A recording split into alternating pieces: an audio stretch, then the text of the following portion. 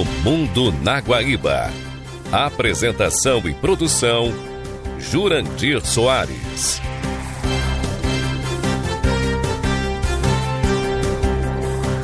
Boa noite. Estamos iniciando a apresentação do programa O Mundo na Guaíba, deste domingo, 2 de agosto de 2026.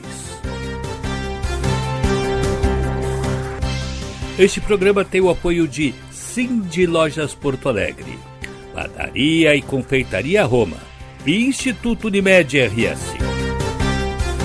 Dia dos Pais, Cindy Lojas Porto Alegre. Compre nas lojas associadas, peça CPF na nota e concorra a prêmios no Pix. Cindy Lojas Porto Alegre. Padaria e Confeitaria Roma, Andrada 797. Do café da manhã ao lanche da noite, passando pelo almoço caseiro e uma variedade de doces e salgados. Tudo com melhor sabor, qualidade e esmero no preparo.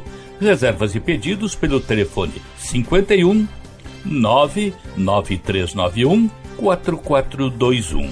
Padaria e Confeitaria Roma, na Andradas 797. Há 18 anos, o Instituto Unimed RS transforma realidades, promovendo projetos sociais em todo o estado. Saúde, educação, cultura e sustentabilidade são os pilares deste trabalho. E você também pode fazer parte dessa mudança.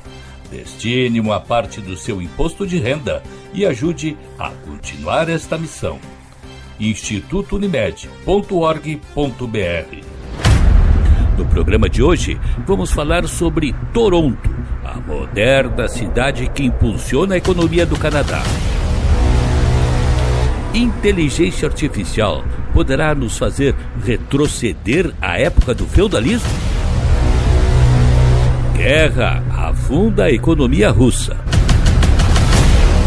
E a virada à direita na América do Sul.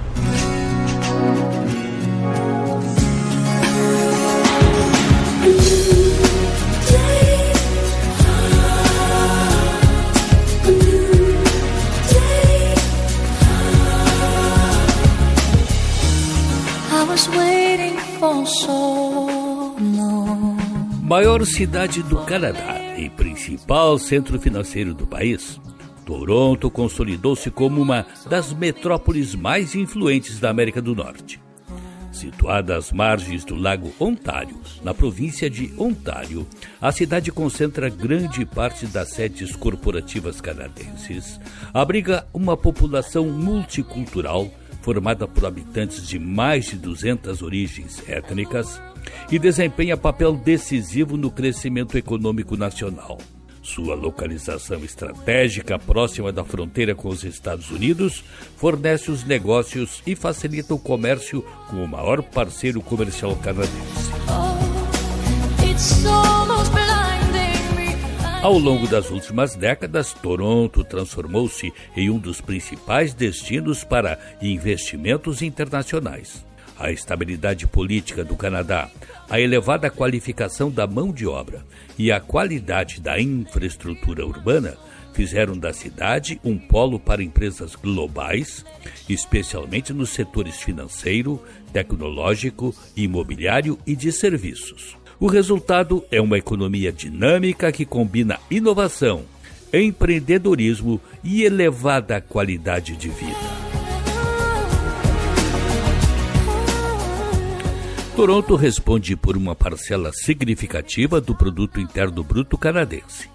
O setor financeiro é o seu maior destaque, com bancos, seguradoras, gestoras de investimentos e a Bolsa de Valores de Toronto, movimentando bilhões de dólares diariamente. A cidade também se tornou um dos maiores polos tecnológicos da América do Norte, atraindo empresas de inteligência artificial, desenvolvimento de software, telecomunicações e biotecnologia. Outro segmento de grande relevância é o mercado imobiliário, impulsionado pela imigração constante e pelo crescimento populacional, indústrias de cinema, televisão, publicidade e produção audiovisual também ganharam importância, fazendo com que Toronto seja frequentemente chamada de Hollywood do Norte. Universidades de excelência e centros de pesquisas alimentam esse ambiente de inovação e desenvolvimento científico. Empresas e investidores estrangeiros encontram em Toronto um ambiente favorável aos negócios. O sistema jurídico estável, a segurança institucional, os incentivos à inovação e a facilidade de acesso ao mercado norte-americano tornam a cidade extremamente competitiva. Grandes multinacionais mantêm escritórios da região metropolitana para atender tanto o mercado canadense quanto o dos Estados Unidos. A intensa imigração qualificada reforça essa vocação econômica. Profissionais vindos da Ásia, Europa, América Latina e Oriente Médio contribuem para suprir a demanda por mão de obra especializada, ampliando a diversidade cultural e fortalecendo a competitividade internacional da cidade.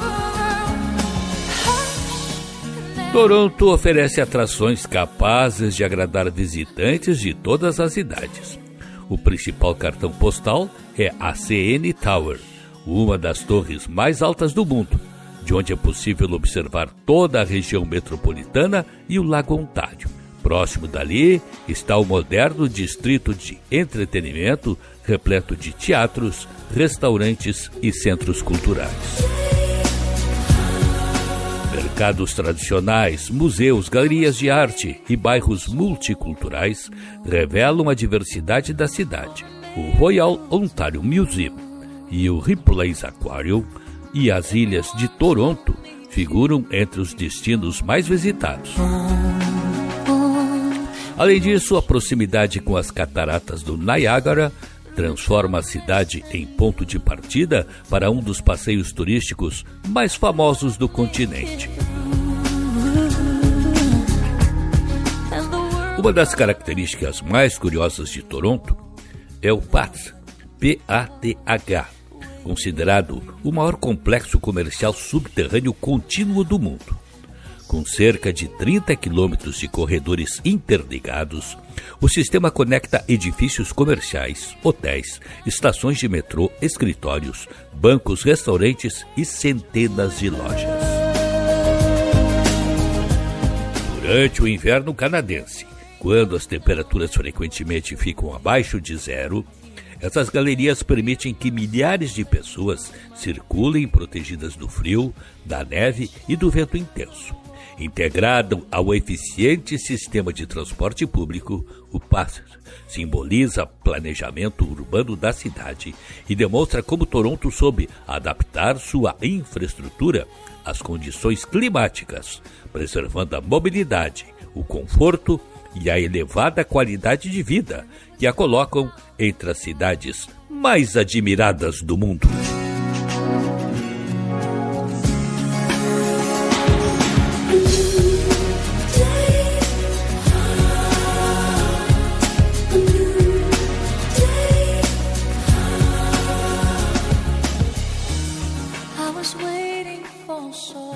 A seguir,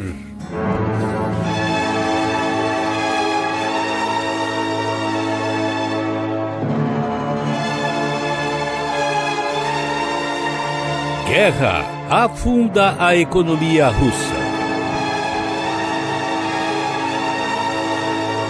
Estamos apresentando O Mundo na Guaíba.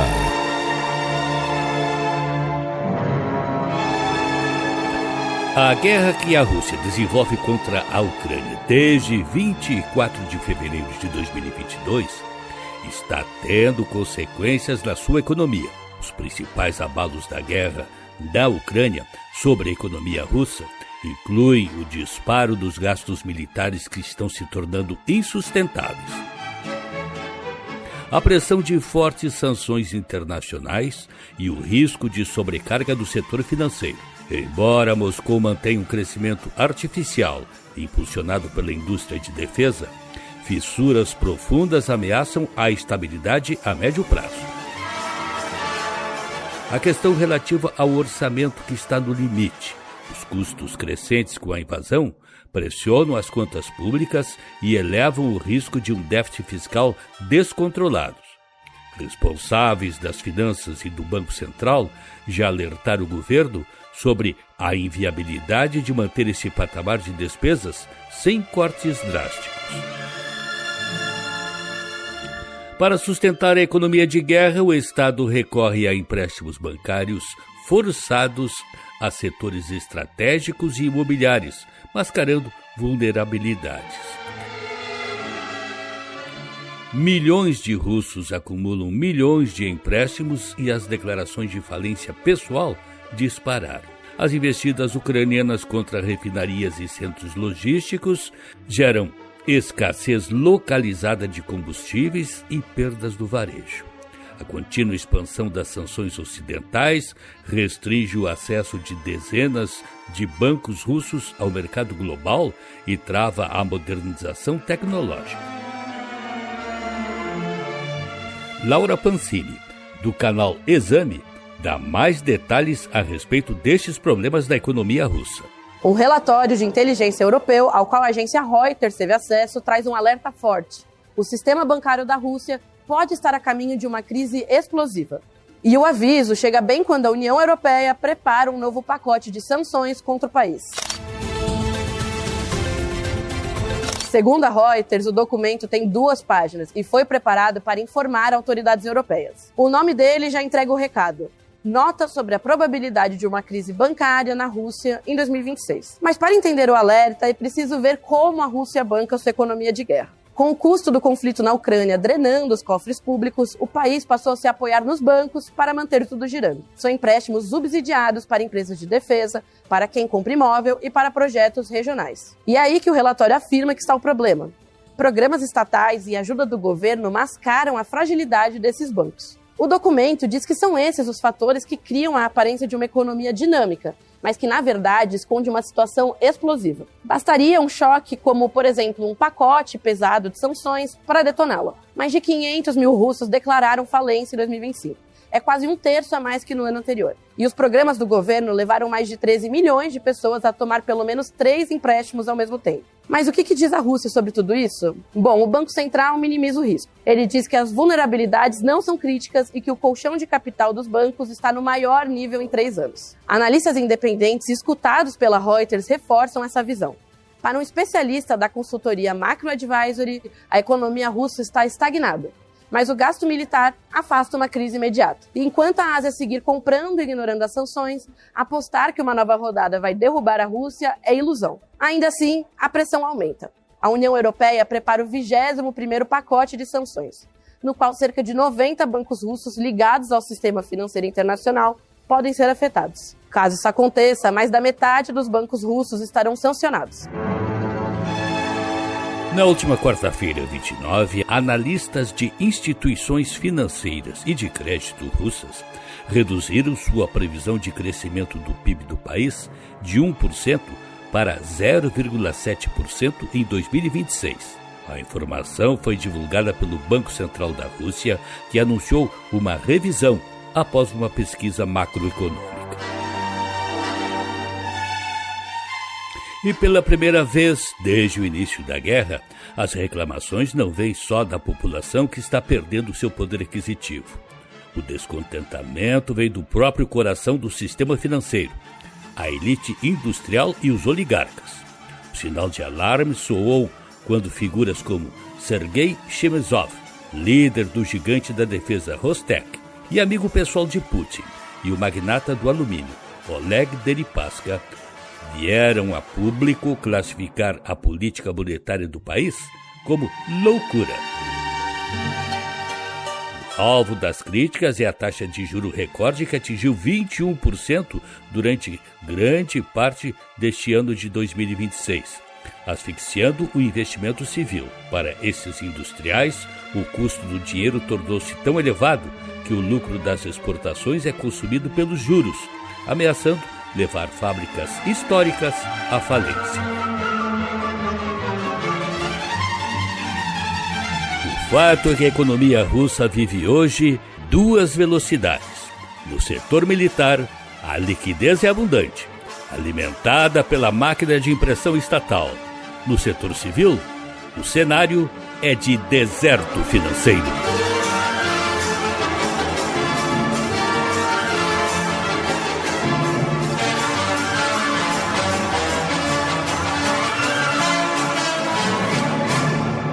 A seguir,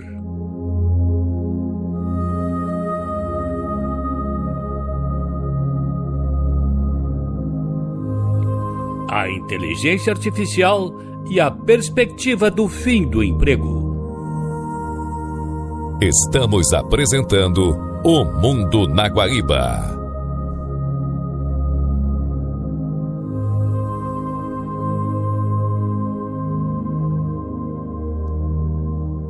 Uma das grandes preocupações na atualidade é do avanço da IA, a inteligência artificial. O que ela pode causar, inclusive com relação aos empregos. Irão terminar? Iremos voltar à idade do feudalismo? Quem nos dá a resposta a estas questões é Shin Suzuki, da BBC Brasil. Para onde esse exército de robôs está marchando? Será que para um lugar em que eles vão ocupar os nossos empregos? A chinesa Yubitech viralizou recentemente com esse vídeo promocional mostrando uma espécie de operário comandado por inteligência artificial que trabalha 24 horas por dia e troca a própria bateria. Além do lançamento desse humanoide que não se cansa, algumas notícias de 2025 alimentaram uma ansiedade que não é de hoje. A inteligência artificial e os robôs são uma ameaça para o trabalho humano? Para os próximos anos, a Amazon estaria planejando trocar 500 mil de trabalhadores por robôs, segundo uma reportagem do New York Times. Oficialmente, a empresa diz que essa é apenas uma possibilidade discutida internamente. Mas não são só os empregos de fábrica que estão em risco. De engenheiros da computação a programadores, passando por publicitários e roteiristas de cinema, várias profissões já estão na mira da IA. Eliminar gastos com mão de obra, claro, pode aumentar de forma significativa a margem de lucro das empresas. Mas será que essa lógica uma hora não se voltaria contra elas? Se as pessoas ficarem sem trabalho e, consequentemente, sem salário, elas não vão ter menos dinheiro para comprar as coisas? E com isso, o mercado não vai perder consumidores, fazendo com que as empresas, na verdade, faturem menos? O economista francês Gilles Sampo traçou algumas hipóteses para um futuro em que a IA e a robótica seguem evoluindo num ritmo acelerado, até o ponto em que fica mais vantajoso para as empresas investirem em máquinas do que contratar um ser humano. E é esse movimento que, segundo Gilles Sampo, poderia fazer o consumo em massa entrar em colapso e colocar em xeque a essência do sistema capitalista, o objetivo de crescimento e expansão permanente. Um argumento que aparece bastante no debate sobre a IA e a ameaça aos empregos é o da Revolução Industrial. A chegada das máquinas e da energia a vapor na Inglaterra do século XVIII acabou com algumas funções artesanais e braçais. Só que também criou novas ocupações. O ser humano teve que se adaptar num processo nem sempre fácil. Mas o trabalho não desapareceu. No século XX, surgiu uma nova transição. A automação reduziu o emprego nas indústrias, mas o avanço da economia de serviços, tipo saúde e educação, absorveu boa parte dessa mão de obra. E a ascensão da economia do conhecimento, que engloba do marketing à TI, acabou criando outras oportunidades de emprego. O economista Gilles Sampo disse para mim que desta vez a coisa é diferente. A nova revolução, a da IA, ameaça não só o trabalho braçal, mas também o trabalho qualificado da economia do conhecimento. O que é novo na IA e com os robôs é que agora a inovação, de uma certa forma, produz humanos, produz objetos e entidades que podem substituir humanos. Então, se eu preciso de um trabalhador qualificado, eu posso usar a IA. Se a economia usar todo o potencial da IA, então daqui a uns 30 anos, praticamente 2/3 da força de trabalho seriam substituídos por IA.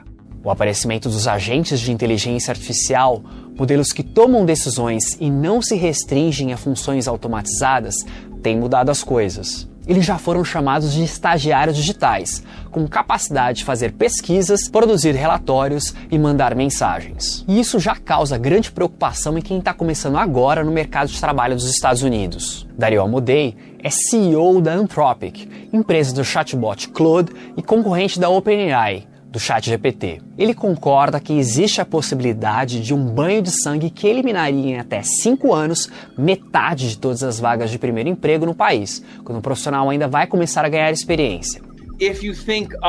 Se você pensar no trabalho de nível inicial de uma empresa financeira, as que fazem análises periódicas de documentos financeiros, essas funções são basicamente o motor da mão de obra qualificada em início de carreira. E, no entanto, são coisas nas quais a inteligência artificial já é muito boa e está melhorando rapidamente. Amodei prevê que pode estar vindo por aí uma época de grande crescimento econômico, mas que não vai beneficiar todo mundo. Não estou dizendo que estamos fadados a consequências ruins, mas se não lidarmos direito com isso, estou preocupado que um crescimento forte da economia poderia vir junto com desemprego para muitas pessoas. Você conseguiria uma torta de tamanho bem maior, mas essa torta ia ficar concentrada em um número menor de pessoas. E talvez alguns nem consigam um pedaço dela. Se o mundo caminhar para essa situação que o Dario Amodei acabou de descrever, de escassez de emprego e de salários, além de renda mais concentrada, a tendência lógica é de menos gente com poder de compra no mercado. E dentro da hipótese do Gilles Sampo, isso significaria o fim da classe média e o colapso do capitalismo baseado em um grande número de consumidores. Nem mesmo os mega ricos conseguiriam compensar uma queda na atividade econômica, porque mesmo com dinheiro de sobra para gastar, as necessidades e o desejo de consumo seriam limitados. É o que as ciências econômicas chamam de preferências não homotéticas. Se Bill Gates é 1000 vezes mais rico que eu e você, ou mais do que isso, não significa que ele vá comprar 1000 carros ou 1000 geladeiras. Basicamente, a estrutura da demanda por bens de consumo não é uniforme. Outro cenário de demolição do capitalismo foi teorizado pelo ex-ministro da Economia da Grécia, Yannis Varoufakis. Ele defendeu em um livro recente que o mundo entrou na era do tecnofeudalismo, ou seja, uma nova versão do feudalismo. Na Idade Média, as atividades econômicas quase sempre ocorriam nas terras de um senhor feudal. Um agricultor sem posses tinha que arrendar porções de terra de um proprietário para conseguir plantar e produzir. Varoufakis diz que os senhores feudais de hoje seriam os donos das grandes plataformas digitais que dominam a economia online. Sem competição, o capitalismo logo perderia pilares importantes, como os mercados com grande participação direta, agilidade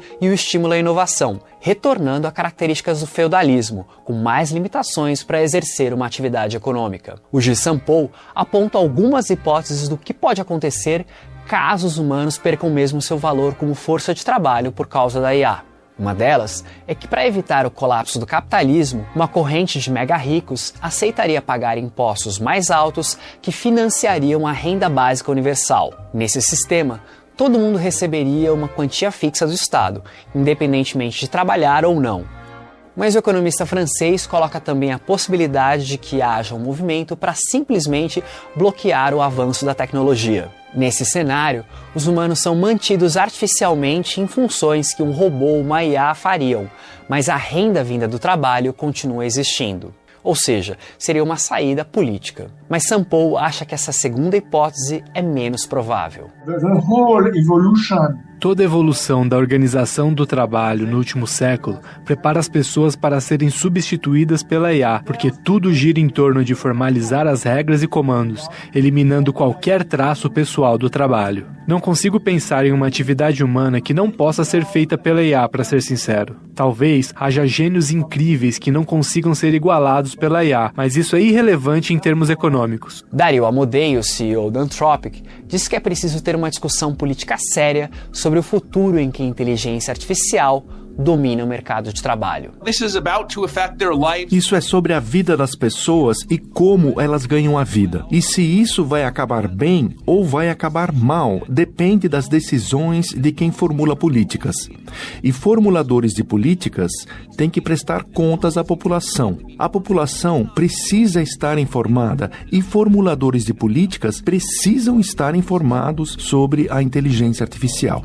Mas sem trabalho, nós vamos perder a nossa identidade? Bom, Gilles Sampou acha que não vamos ter problemas com a ideia de que o significado da nossa vida depende do trabalho.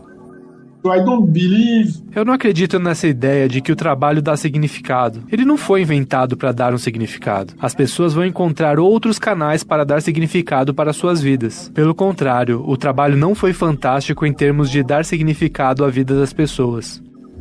O que será que vem por aí? Você já está sentindo os efeitos da IA na sua vida?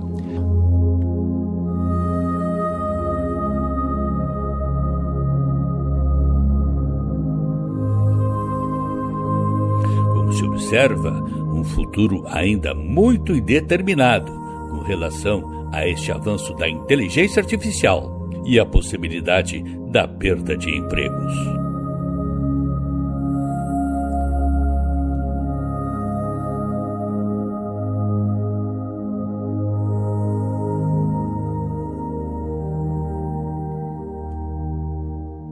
A seguir...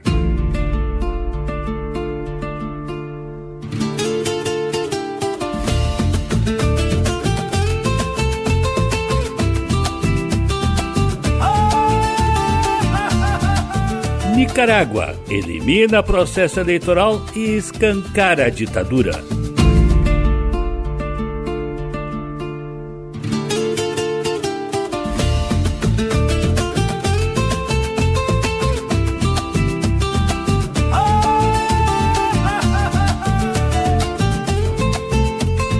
Estamos apresentando O Mundo na Guaíba. Las montañas se alzan con fuego en sus pechos.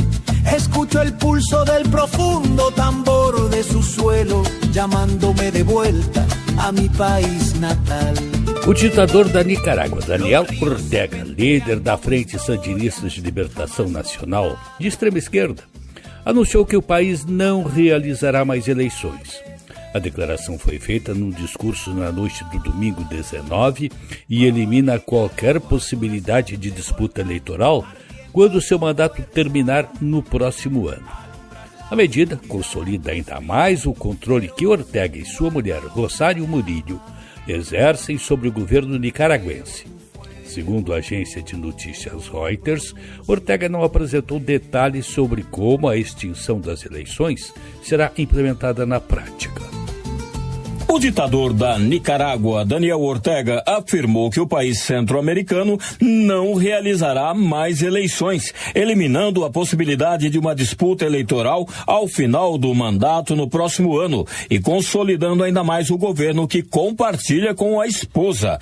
Ortega, que ocupa o poder ininterruptamente desde 2007, após um mandato presidencial anterior na década de 80, disse que a medida fechará qualquer caminho para a oposição, embora não tenha dado detalhes sobre a implementação da decisão. Não haverá mais eleições aqui para que eles tentem tomar o governo e o poder, disse Ortega em um discurso na noite de domingo, em comemoração à Revolução Sandinista de 1979, na qual ele ajudou a derrubar a brutal ditadura de Anastácio Somoza. Não volverão a haver eleições. Acabaram-se os dias em que partidos apoiados pelos Yankees e pelos somozistas voltariam ao poder. Nunca mais, acrescentou ele na primeira aparição pública em 2 meses. Se acabou a história de que os partidos puestos por los Yankees, puestos por los somozistas, volverão a chegar ao governo. Jamás! A última eleição na Nicarágua, em 2021, foi amplamente contestada depois que Ortega prendeu opositores e líderes empresariais e criminalizou a dissidência. No ano passado, Ortega consolidou ainda mais o poder por meio de uma série de reformas constitucionais que incluíram a nomeação da esposa, Rosário Murillo, como co-presidente e a extensão do mandato presidencial para 6 anos. Ele e a mulher controlam praticamente todos os aspectos do governo, incluindo as Forças Armadas e o Judiciário. A ditadura de Ortega foi acusada pelo Conselho de Direitos Humanos da ONU de transformar o país em um estado Estado autoritário e de violar sistematicamente os direitos humanos. A Nicarágua vive uma grave crise política desde abril de 2018, quando Daniel Ortega reagiu a protestos antigovernamentais com uma repressão violenta que resultou na morte de mais de 300 pessoas.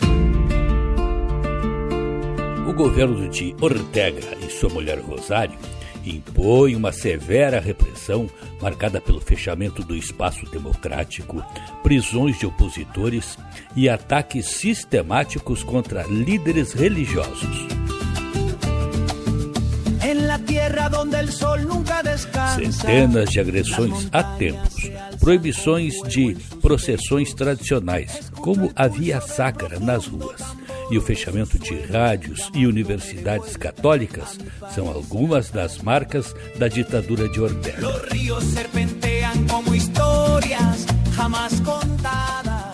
Bispos e padres católicos, a exemplo de Dom Rolando Álvares, foram presos, despojados de nacionalidade ou forçados ao exílio.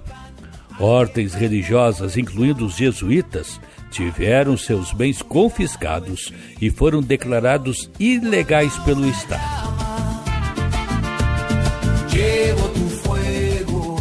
O bispo crítico do governo, Silvio Baez, se exilou em 2019 depois de receber várias ameaças de morte.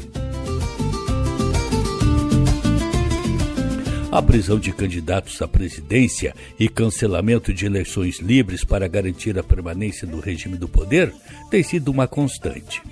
Extinção de milhares de organizações civis e veículos de imprensa independentes sob acusação de desestabilização e terrorismo.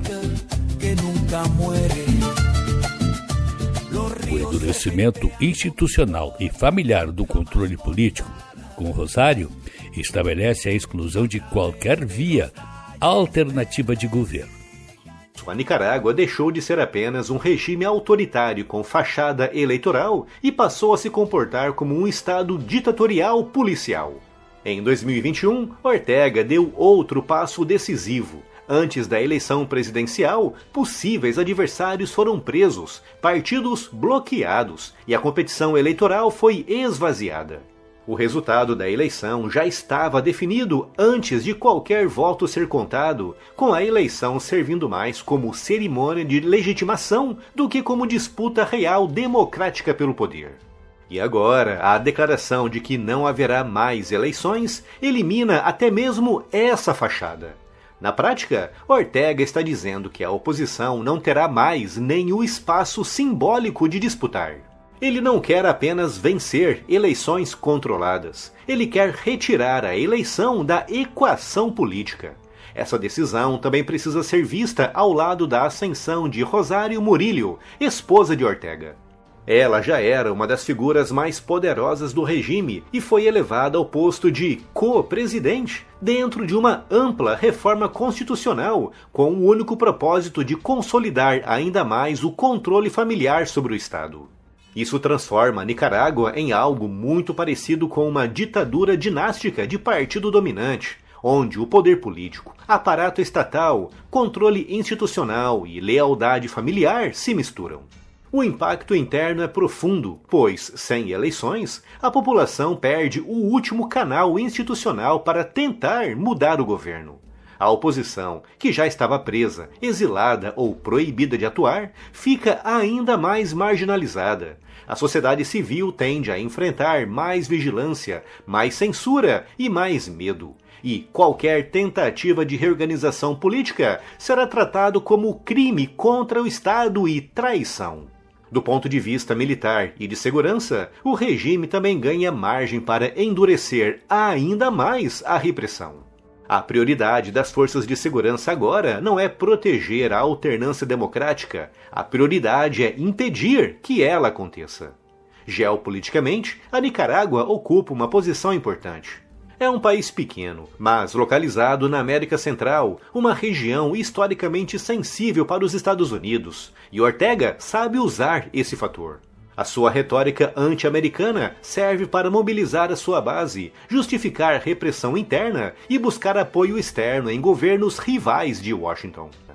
A grande pergunta agora é o que essa medida significa na prática. No curto prazo, ela significa o fim assumido da competição política e, no médio prazo, pode significar mais repressão contra qualquer figura capaz de articular resistência.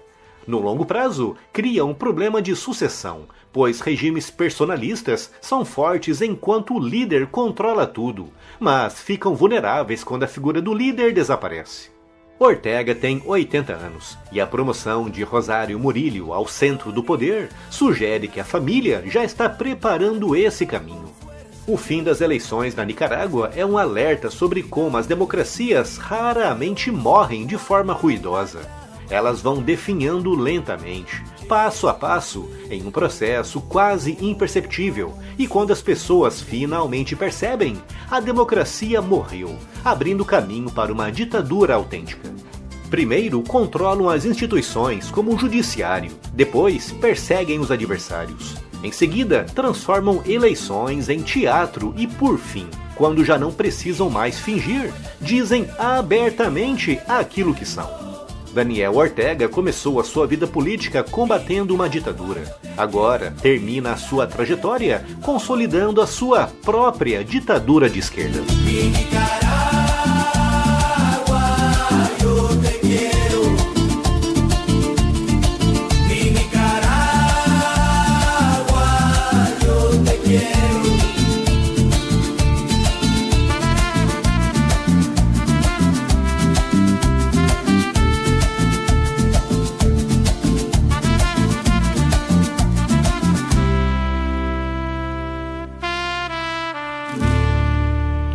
A seguir,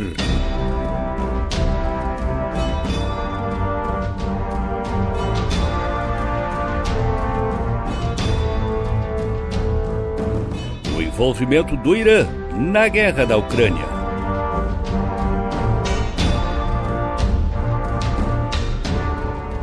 Estamos apresentando O Mundo na Guaíba.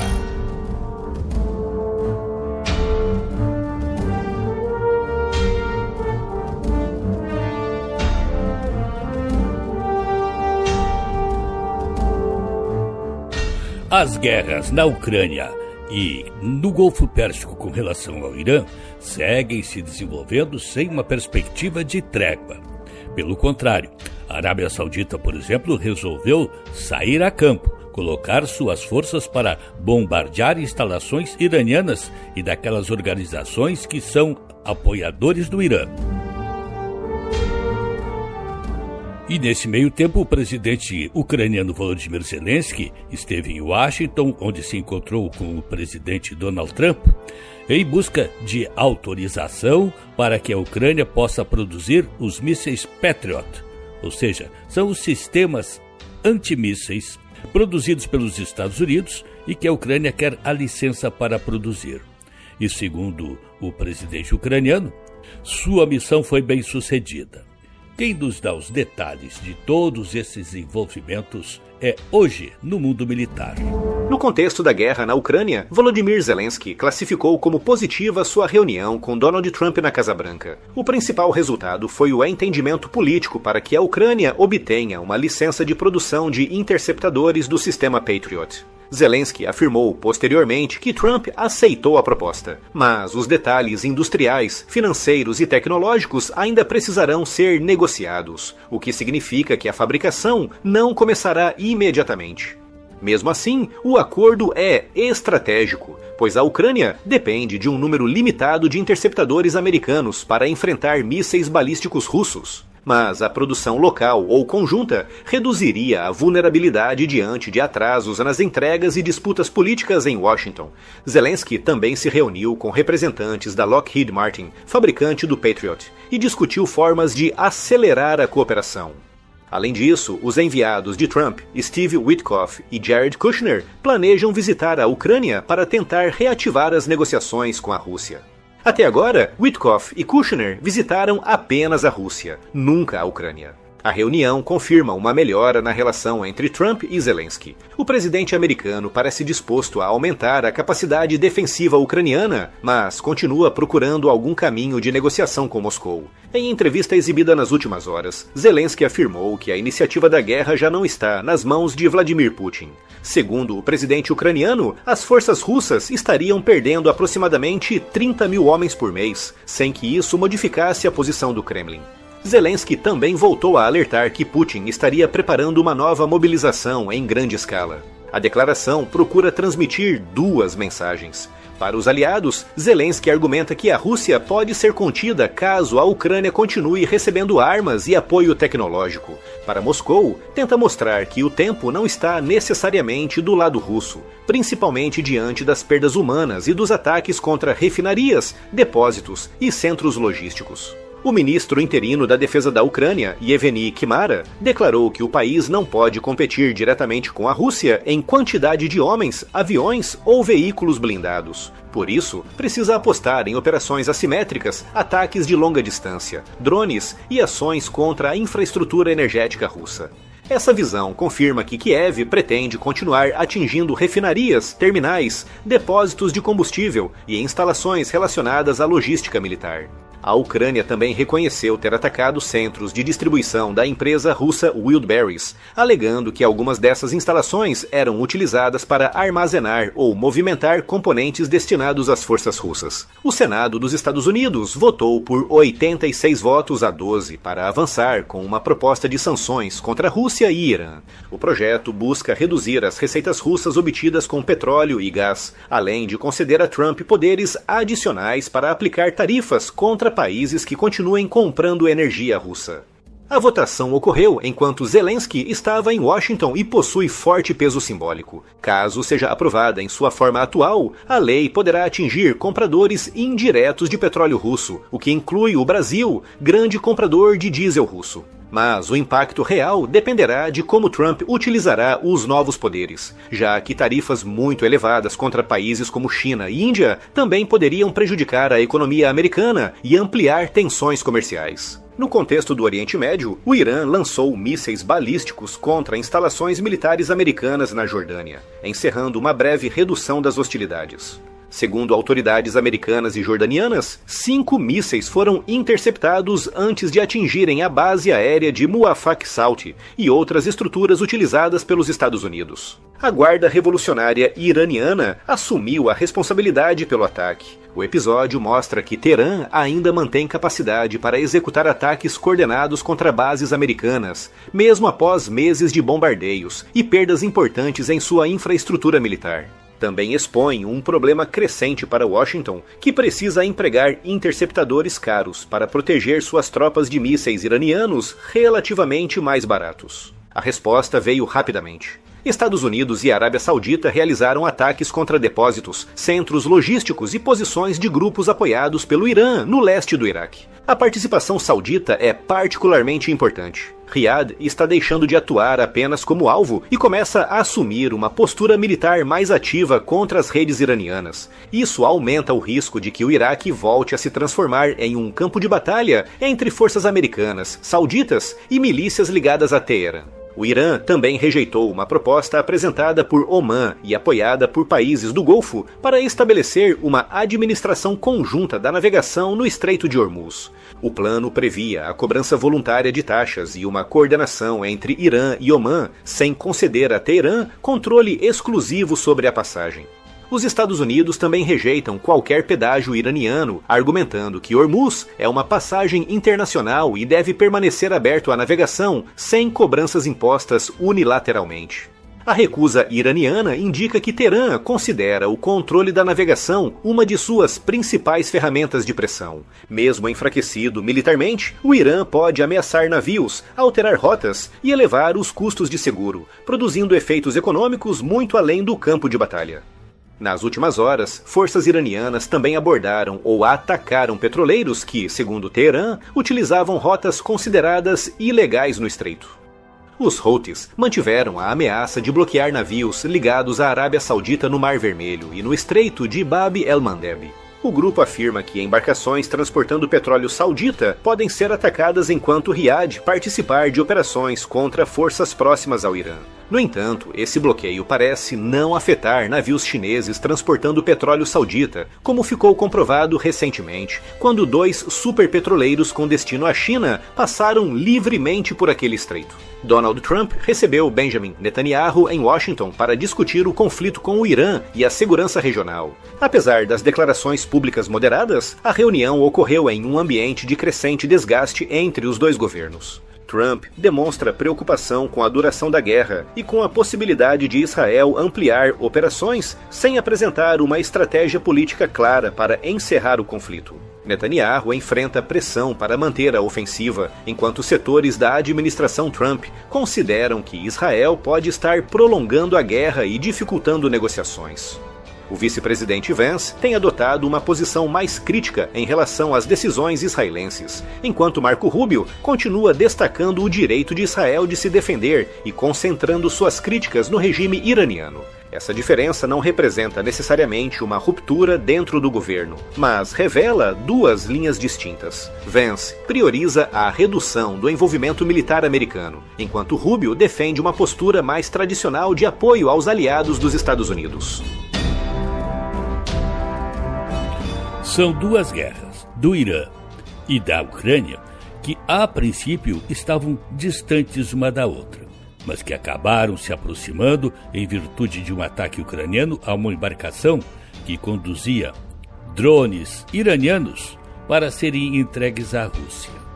Ou seja, tivemos uma mescla agora destas 2 guerras, considerando que cada uma delas está com uma dificuldade imensa de terminar. Imaginamos agora com mais um agente envolvido nestes conflitos.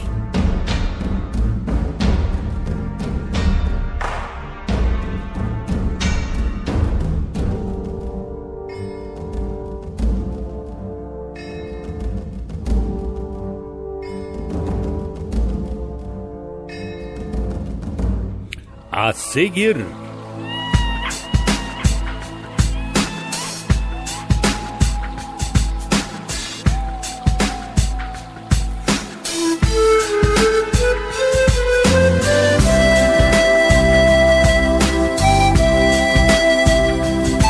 posse de Keiko Fujimori no Peru consolida a virada à direita na América do Sul.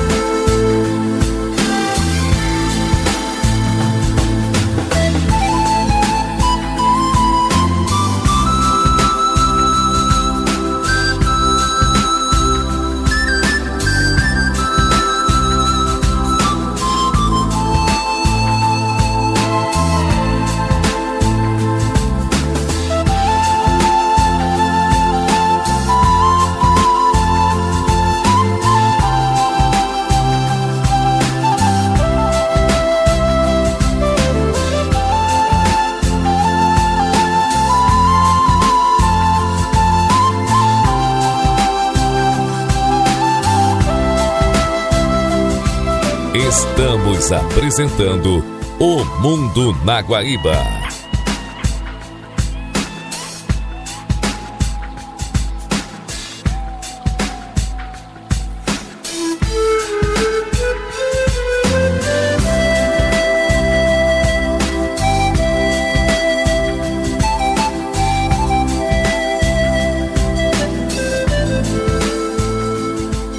A posse de Keiko Fujimori da presidência do Peru nesta terça-feira 28 representa um dos acontecimentos políticos mais relevantes da América do Sul em 2026.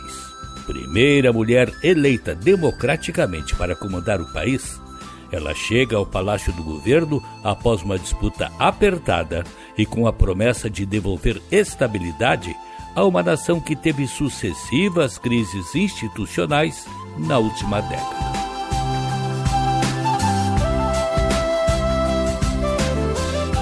Entre as prioridades anunciadas está o endurecimento do combate ao crime organizado, inspirado no modelo de segurança adotado por Nayib Bukele em El Salvador, incluindo a construção de um megapresídio e mudanças na legislação penal. A criminalidade tornou-se o principal tema da campanha peruana diante da expansão de quadrilhas ligadas ao narcotráfico, à extorsão e ao crime transnacional. A expectativa do novo governo é recuperar o controle de áreas dominadas por organizações criminosas, ainda que o modelo salvadorenho continue sendo alvo de debates internacionais por seus impactos sobre direitos civis.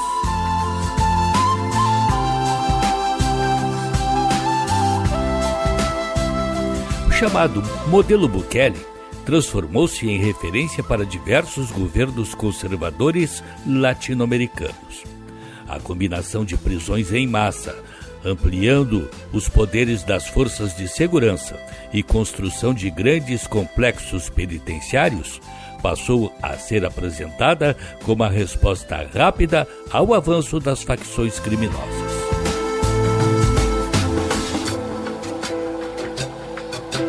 Keiko Fujimori pretende adaptar essa estratégia à realidade peruana.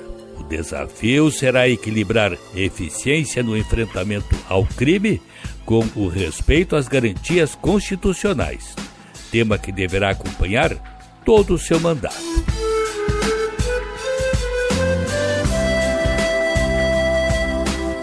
A eleição peruana reforça uma tendência de fortalecimento de governos de centro-direita e direita em parte da América do Sul. Na costa do Pacífico destacam-se Abelardo de la Espriella, na Colômbia, Daniel Noboa, no Equador, José Antônio Castro, no Chile, Santiago Penha, no Paraguai, Rodrigo Paz, na Bolívia, Javier Milei, na Argentina e agora Keiko Fujimori, no Peru.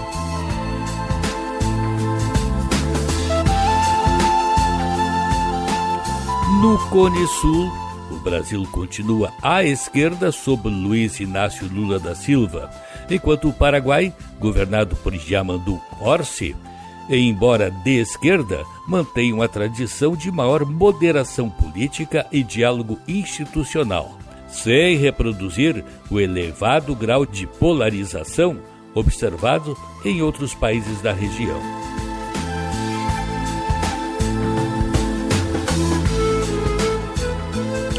Na Venezuela, persistem discussões sobre possíveis mecanismos de diálogo entre governo e oposição, tema acompanhado de perto pela comunidade internacional. Diversos setores defendem iniciativas voltadas à normalização institucional e à realização de eleições com garantias amplas, embora o ambiente político permaneça complexo e marcado por desconfianças mútuas.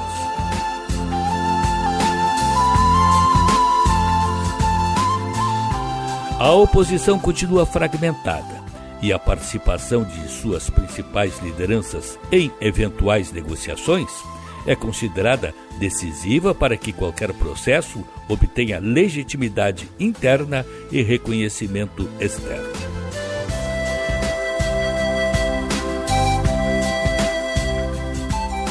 No entanto, o governo interino de Delcy Rodrigues anunciou a formação de uma comissão para discutir a redemocratização, integrada, entre outros, por deputados que eram oposicionistas na Assembleia Geral no período 2015 a 2020, quando a mesma foi destituída pela ditadura de Nicolás Maduro.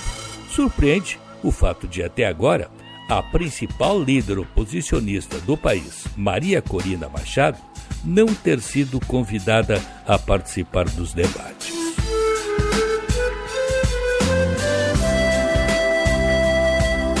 A posse de Keiko Fujimori amplia o peso político do campo conservador em boa parte da América do Sul e reforça uma agenda centrada em segurança pública, combate ao crime organizado e aproximação com os Estados Unidos. O novo governo peruano também buscará recuperar a confiança dos investidores e reduzir a instabilidade que marcou a política nacional nos últimos anos.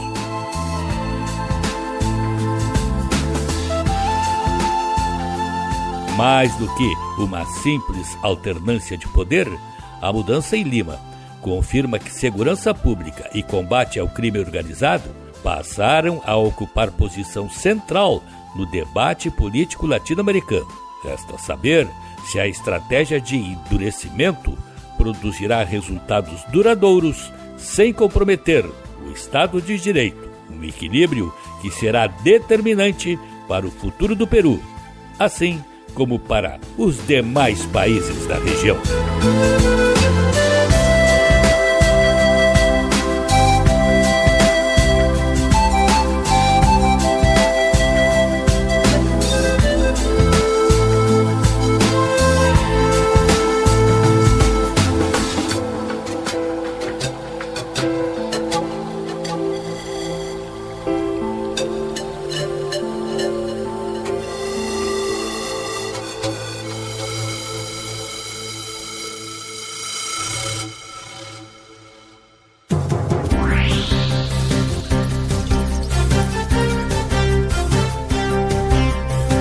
O programa de hoje teve o trabalho na técnica de Cleiton Lopes. Na mesa de áudio, Luciano Vargas. Coordenação de jornalismo, Rafael Sequim.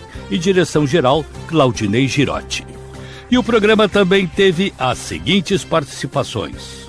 Da ONU News em Nova York, Mônica Grady para a Rádio Guaíba. Silvano Mendes da Rádio França Internacional, especial para a Rádio Guaíba. Hoje no mundo militar. Adriana Moisés, da Rádio França Internacional, em especial para a Rádio Guaíba. O Mundo na Guaíba fica disponível no blog jurandirsoares.com.br e no Spotify. Este programa tem o apoio de Cindy Lojas Porto Alegre, Padaria e Confeitaria Roma e Instituto Unimed RS. Dia dos Pais, Cindy Lojas Porto Alegre. Compre nas lojas associadas, peça CPF na nota e concorra a prêmios no Pix. Cindy Lojas Porto Alegre. Padaria e Confeitaria Roma, Andrada 797. Do café da manhã ao lanche da noite, passando pelo almoço caseiro e uma variedade de doces e salgados. Tudo com melhor sabor, qualidade e esmero no preparo. Reservas e pedidos pelo telefone 51 99391 4421.